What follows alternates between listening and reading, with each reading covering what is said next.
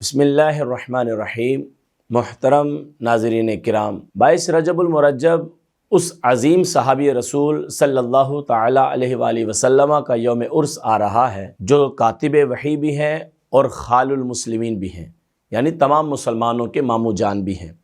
کیونکہ آپ کی بہن حضرت ام حبیبہ رضی اللہ تعالیٰ عنہ پیارے آقا صلی اللہ تعالیٰ علیہ وآلہ وسلم کے عقد میں آئی، تو حضرت امیر معاویہ رضی اللہ تعالیٰ عنہ کی شان بھی جدا گانا ہے، اور آپ کا کسی دوسرے کے ساتھ تقابل تو بنتا ہی نہیں،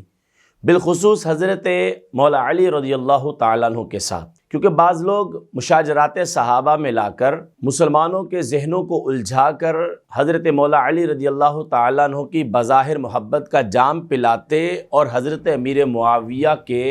خلاف کرتے نظر آتے ہیں۔ خواجہ شمس الدین سیالوی علیہ الرحمہ آپ فرماتے ہیں کہ پیارے آقا صلی اللہ تعالیٰ علیہ وآلہ وسلم کے اصحاب کے متعلق اچھا اعتقاد رکھنا یہ کامل ایمان والوں کی نشانی ہے، کہ کسی ایک کو مان لینا دوسرے کو نہ ماننا یہ اعتقادی کمزوری ہے، اس کو دور کرنا چاہیے، کیونکہ اللہ تبارک و تعالی عز و جل نے قرآن پاک میں ارشاد فرمایا رضی اللہ عنہم ورضوا عنہ، کہ اللہ ان سے راضی ہے اور وہ اللہ سے راضی ہے، وَكُلًّا وَعَدَ اللَّهُ الْحُسْنَى، اور سب کے ساتھ اللہ تعالی عز و جل نے جنت کا وعدہ فرما لیا ہے۔ تو جو مشاجرات صحابہ ہوئی، جو صحابہ کرام علیہم رضوان کے درمیان ان کے مابین جو اختلافات ہوئے، اب ان میں ہم لوگوں کو نہیں پڑھنا چاہیے،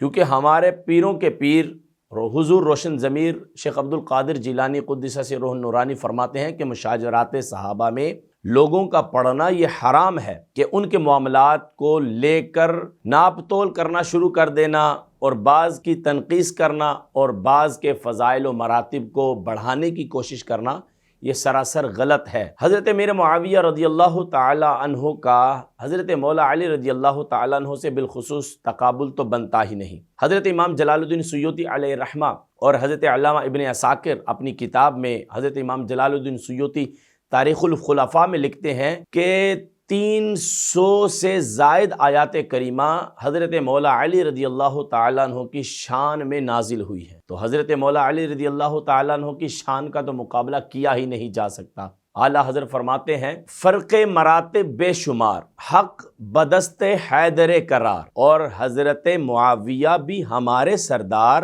اور ان پر طعن کار فجار، کہ ہم حضرت مولا علی رضی اللہ تعالیٰ عنہ کی عظمت اور آپ کی رفعت اور بلندی کو مانتے ہیں،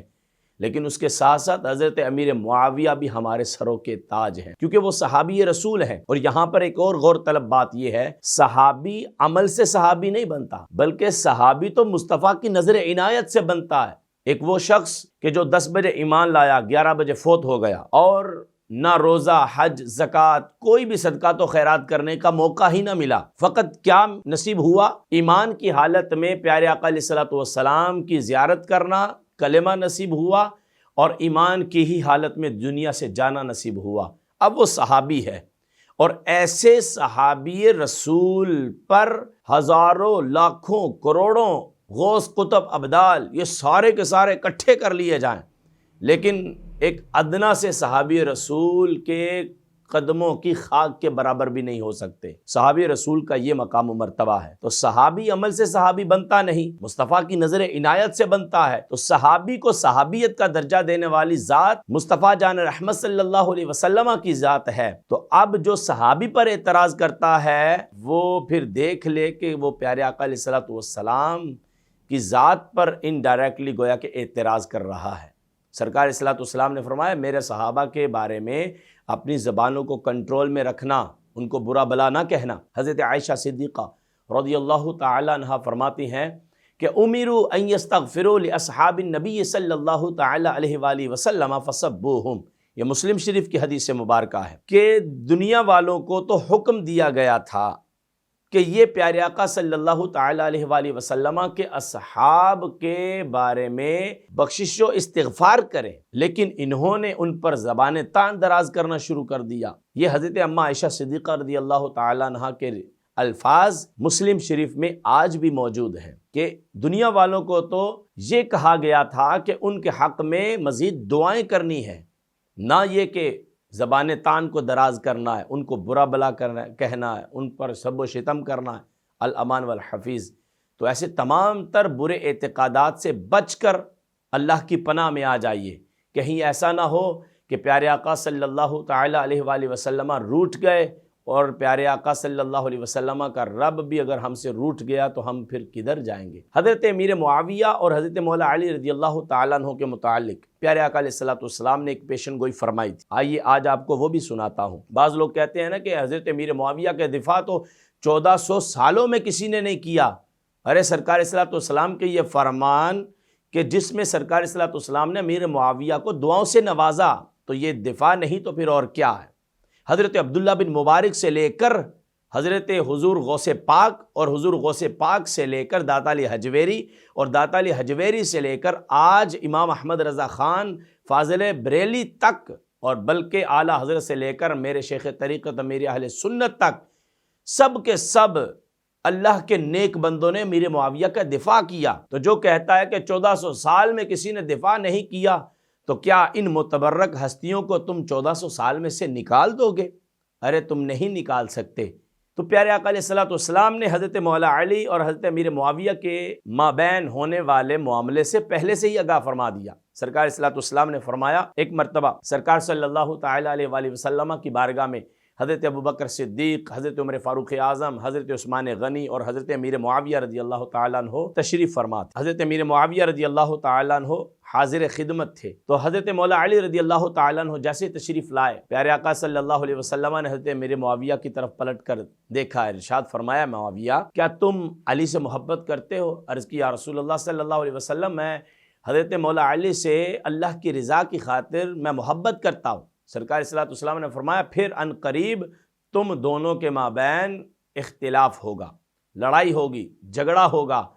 تو پھر حضرت امیر معاویہ رضی اللہ تعالیٰ عنہ عرض گزار ہوئے، یا رسول اللہ صلی اللہ علیہ وسلم پھر کیا ہوگا؟ سرکار صلی اللہ علیہ وسلم نے ارشاد فرمایا کہ امیر معاویہ، اللہ تعالیٰ پھر تم دونوں کو معاف فرما دے گا اور داخل جنت فرما دے گا۔ تو اب گویا کہ ان کے درمیان ہونے والے اختلاف کو اللہ تعالیٰ عز و جل جب معاف فرما رہا ہے، اور اس اختلاف اور اس مشاجرات صحابہ میں، اس لڑائی اور اس جھگڑے میں حضرت مولا علی رضی اللہ تعالیٰ عنہ حق پر تھے، حضرت امیر معاویہ اجتہاداً خطا پر تھے، لیکن اللہ تعالیٰ عز و جل کے محبوب صلی اللہ تعالیٰ علیہ وآلہ وسلم نے فرمایا کہ اللہ تعالیٰ تم دونوں کو معاف فرما دے گا اور تم دونوں کو داخل جنت فرمائے گا۔ پھر ایک اور حدیث مبارکہ جس میں پیارے آقا علیہ السلام نے ارشاد فرمایا کہ یہ میرا بیٹا حسین کربلا کی سرزمین پر شہید کر دیا جائے گا، اور یہ میرا بیٹا حسن دو مسلمان گروہوں کے درمیان صلح کروائے گا۔ اور یہ وہی دو مسلمان گروہ تھے، ایک حضرت مولا علی رضی اللہ تعالیٰ عنہ کا اور دوسرا حضرت امیر معاویہ رضی اللہ تعالیٰ عنہ کا۔ اب ان دونوں کے درمیان حضرت امام حسن رضی اللہ تعالیٰ عنہ نے ساری کی ساری خلافت دے کر آپ سے صلح کی۔ حضرت امیر معاویہ رضی اللہ تعالیٰ عنہ کو کیسی مقبولیت حاصل ہوئی